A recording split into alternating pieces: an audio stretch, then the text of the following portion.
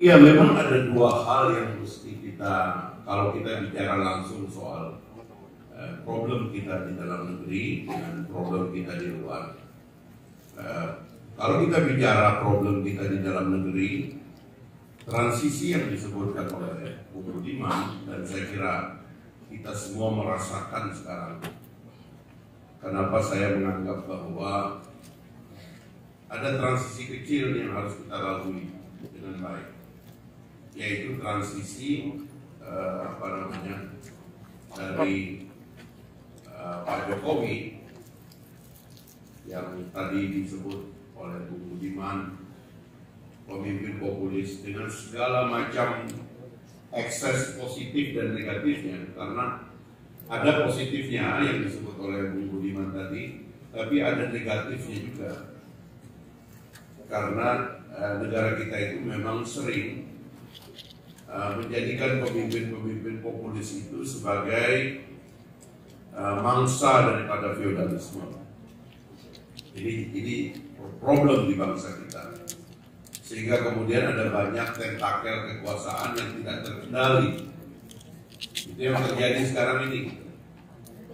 Jadi keinginan kita untuk melihat satu pemimpin yang solid itu agak sulit kita miliki, karena tadi populisme sering membuat menyusupnya kaum feodal dan menyebabkan tentakel kekuasaan itu tidak kelihatan serempak gitu.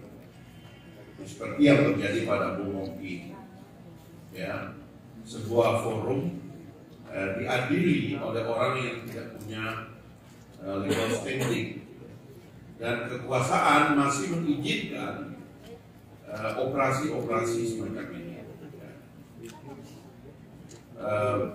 Ya itu diantara sebab dari populisme itu tadi. Nah sekarang ini sudah kita sadari, tapi tinggal bagaimana mengatur transisinya. Makanya waktu itu terus terang waktu kita membaca dan mengevaluasi kejadian 5 atau 2 periode terakhir sengketa pemilu kita, saya sendiri sangat membayangkan bahwa elit berpikir ini akan bisa punya komitmen hari ini dan ke depan. Hari ini adalah, ayolah kita pikir pakai akal yang agak rasional dikit lah, supaya pemimpinnya jangan yang coba-coba, dan kalau bisa yang tahu siapa-siapa gitu. Problem dari Pak Jokowi juga adalah waktu dia berkuasa, dia tidak terlalu banyak siapa-siapa yang ada di Jakarta ini. Jakarta ini kan kebun binatang. Elitnya itu banyak yang kita tidak kenal. Dan itu problemnya Pak Prabowo, karena dia terlalu kenal sama orang. The man who knows too many things. Jadi dia terlalu banyak orang, sehingga nanti ketika dia berkuasa, itu ada banyak orang yang khawatir juga begitu. Makanya sekarang kita sebagai orang rasional berpikir, kali ini kita kasih kepada orang yang ngerti persoalan dan ngerti orang juga, supaya kehendak untuk main-main dan lain sebagainya, ya, nyopet-nyopet, ya, menggunakan kekuasaan dan sebagainya, itu kita hentikan. Karena ada problem kedua yang tadi disebut oleh Bu Budiman, kehendak untuk bersatu dan menyongsong menghadapi tantangan masa depan yang makin berat. Perang nuklir ini di depan mata, persaingan negara adidaya itu di depan mata, perebutan sumber daya. Rempang itu apa? Rempang itu adalah perebutan sumber daya global, itu bukan mainan lokal.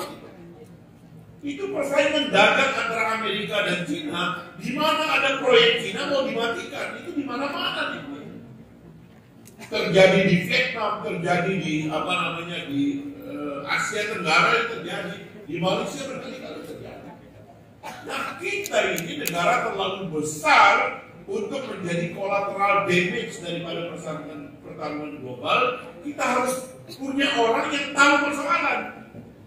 Pada hari dia memimpin, dia udah tahu nih pergerakan global kemana, permainan ini akan ke arah mana, sehingga dia akan menyelamatkan kita, menyelamatkan perahu besar ini. Jangan jadi collateral damage dari pertarungan orang lain yang diimpor ke tempat kita harus berusaha orang lain bersama.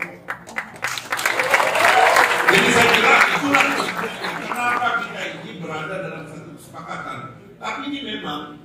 saya terus terang berharap orang-orang seperti Bung Budiman akan ada dalam pemikiran transisional yang baik. Sebab apapun akibat dari ketegangan kemarin masih ada. Saya sering bilang sama teman-teman, bagaimana ngomongnya kepada elit-elit itu, terutama mungkin elit pergerakan mahasiswa.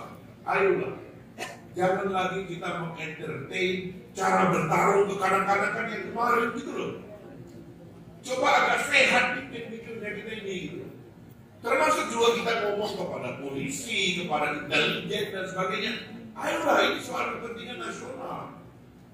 Jangan lagi istilahnya itu kesempatan dan kesempitan ini dipakai gitu untuk kepentingan kecil yang partisan. Saya kira itu tawarannya, sehingga sekali lagi kita nggak bicara prinsip-prinsip kepemimpinan. Saya terus terang kalau disuruh menilai antara Prabowo dengan dua kawan kita yang lain ini tidak bisa dibandingkan. Kalau saya ya mohon maaf aja, karena saya terlalu tahu juga kawan-kawan itu.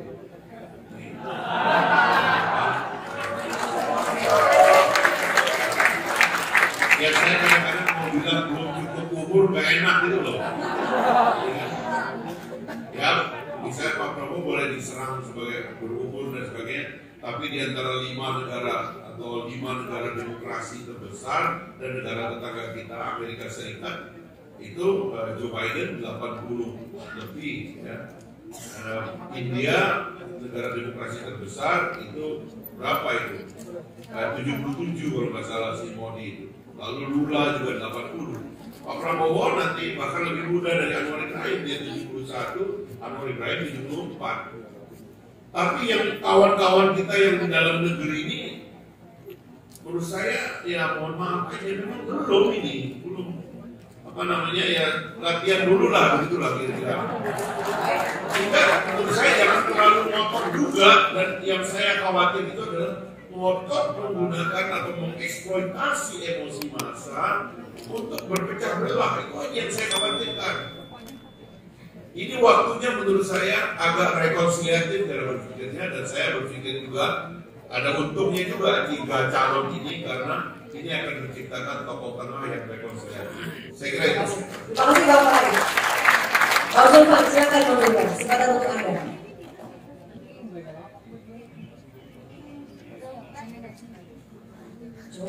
Bisa?